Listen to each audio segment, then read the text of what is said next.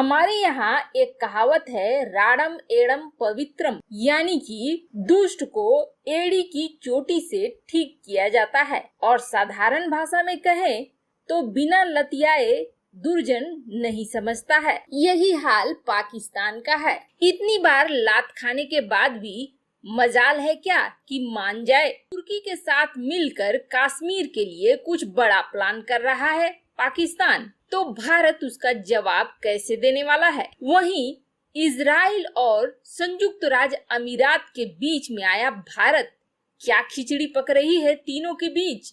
क्या तुर्की जिस तरह से अजरबैजान में कर रहा है वैसा ही कुछ भारत के साथ करने की तैयारी में है। आइए जानते हैं इन खबरों को विस्तार से। बड़ी पुरानी और कट्टर दुश्मनी दोस्ती में बदल गई। यूएई और इजराइल ने आपस में समझौता कर लिया। वैसे अमेरिका का इसमें अहम रोल माना जा रहा है। अब इजराइल और यूएई 2 कदम आगे बढ़ना चाहते हैं। वैसे भारत के संबंध यूएई से भी अच्छे हैं और इजराइल के साथ तो अच्छे हैं ही। ऐसे में अब एक नई सुगबुगाहट यह निकल कर आ रही है कि भारत, यूएई और इजराइल ये तीनों मिलकर एक नया समझौता करेंगे और इस समझौते में ये तीनों एक दूसरे की मदद करेंगे। जहां यूएई भारी निवेश लेकर आएगा तो वहीं इजराइल टेक्नोलॉजी लेके आएगा और भारत ताकत लेकर आएगा। वैसे तो यह कहा जा रहा है कि यूएई हो या सऊदी अरब हो, ये सारे धीरे धीरे शामिल होंगे और भारत के साथ एक बड़ी गुटबंदी बनेगी। हालांकि यूएई, सऊदी अरब और इसके जैसे जो भी देश हैं, वो ये चाह रहे हैं कि अपने मध्यकालीन सोच से बाहर निकले और अंतरिक्ष की दुनिया तक पहुंचे, टेक्नोलॉजी में भी माहिर हो, साथ ही साथ एक दूसरे की मदद करें अगर किसी तरह की लड़ाई होती है तो। सीधे सीधे अगर आप इस गठबंधन को देखेंगे तो बड़ा ही सीधा सादा सा एक व्यापार और टेक्नोलॉजी से भरपूर गठबंधन दिखता है, लेकिन इस गठबंधन का दूरगामी एक सोच भी है। व्यापार से अपने आप को मजबूत करना तो हर देश चाह रहा है, लेकिन इस वक्त एक नया गठबंधन बन रहा है तुर्की, चीन, ईरान, पाकिस्तान जैसे देशों का। और ये वो देश हैं जो अपनी मध्यकालीन सोच पर चल रहे हैं। पिछले 1 साल में मिडिल ईस्ट में काफी तनातनी फैली है। चाहे आप काराबाख का क्षेत्र ले लो या फिर यमन का ले लो या फिर सीरिया का ले लो, इन सब चीजों को देखोगे तो एक पैटर्न खास निकल कर आता है कि इन सभी झड़पों में तुर्की कूद कर पहुंच चुका है। और अब ये बात भी सामने आ रही है कि जिस तरह से तुर्की पहुंच रहा है वैसे ही अब पाकिस्तान भी पहुंच रहा है। बेगानी की शादी में जैसे अब्दुल्ला दीवाना होता है वैसे ही पाकिस्तान भी है। पाकिस्तान किसी न किसी तरीके से एक इस्लामिक गठबंधन में घुसना चाहता है। धर्म के नाम पर अपनी राजनीति को वैश्विक राजनीति में ले जाना चाहता है। यही कारण है 1967 में जब 5 अरबी देशों ने मिलकर इजराइल पर हमला किया था तो उनकी मदद के लिए भी पाकिस्तान ने अपनी वायुसेना के कई फाइटर प्लेन मोर्चे पर तैनात कर दिए थे। और उसी तरह से आज वह तुर्की के पीछे दुमछल्ला बना घूम रहा है। अजरबैजान आर्मेनिया में रूस की शांति करवाने की कोशिश सफल नहीं रही। वहीं अब यह माना जा रहा है कि इस क्षेत्र में तुर्की की चाल सफल हो रही है और तुर्की ने जिस तरह से लड़ाकों को उतार दिया है और वो लड़ाके पैसे के लिए शांति तो स्थापित होने ही नहीं देंगे, उसे देखकर ऐसा ही लग रहा है कि यह पूरा का पूरा क्षेत्र वीरानी में तब्दील होने वाला है।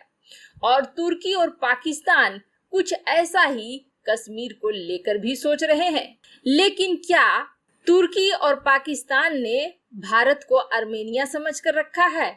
अगर ऐसा समझा है तो यह उनकी सबसे बड़ी भूल है, क्योंकि तुर्की के बल पर अजरबैजान ये लड़ाई जीत रहा है ऐसी बात नहीं है। अगर इजराइल अपने हथियारों को देना बंद कर दे तो तुर्की और अजरबैजान दोनों को मुंह की खानी पड़ेगी। भारत की तरफ अगर इस तरह से तुर्की और पाकिस्तान सोच कर भी आते हैं तो इन्हें उल्टा ही पड़ने वाला है, क्योंकि तुर्की का दोस्त इजराइल नहीं है। इजराइल अजरबैजान की मदद सिर्फ इसलिए कर रहा है क्योंकि उसकी दोस्ती अजरबैजान के साथ है। भारत के केस में ऐसा नहीं होगा, बल्कि स्थिति और उल्टी हो जाएगी। लेकिन हाँ, इन परिस्थितियों में इतना जरूर है कि तुर्की, चीन और पाकिस्तान ऐसी कोशिश जरूर करेंगे। अगर चीन के साथ लड़ाई आगे बढ़ती है तो आप समझ लीजिए कि उस लड़ाई में तुर्की भी कूदेगा और पाकिस्तान भी कूदेगा। लेकिन भारत भी पीछे नहीं है। भारत इस चीज को बहुत अच्छे से जानता है, इसलिए भारत ने दो तरफ की लड़ाई के लिए खुद को तैयार करके रखा हुआ है।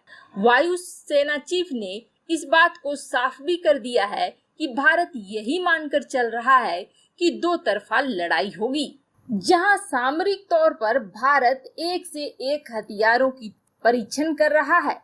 यहां तक कि मात्र 35 दिन में 10 मिसाइलों का परीक्षण करा है भारत ने, और वो सभी अलग अलग टेक्नोलॉजी की। यह दर्शाता है कि भारत चीन के रवैये को बहुत अच्छे से जानता है और इस समय का सदुपयोग कर रहा है अपने आप को तैयार करने के लिए। वहीं दूसरी तरफ कूटनीतिक तौर पर यूएई और इजराइल के साथ समझौता कर भारत तुर्की के खिलाफ भी एक गठबंधन बना रहा है। तुर्की जैसे देश अगर भारत के खिलाफ आते हैं तो उनके ही घर में इन देशों के जरिए भी घेरा जाएगा। हालांकि तुर्की और पाकिस्तान दोनों ही भारत के लिए अच्छी सोच नहीं रखते हैं, लेकिन सिर्फ सोच रखने से क्या होता है।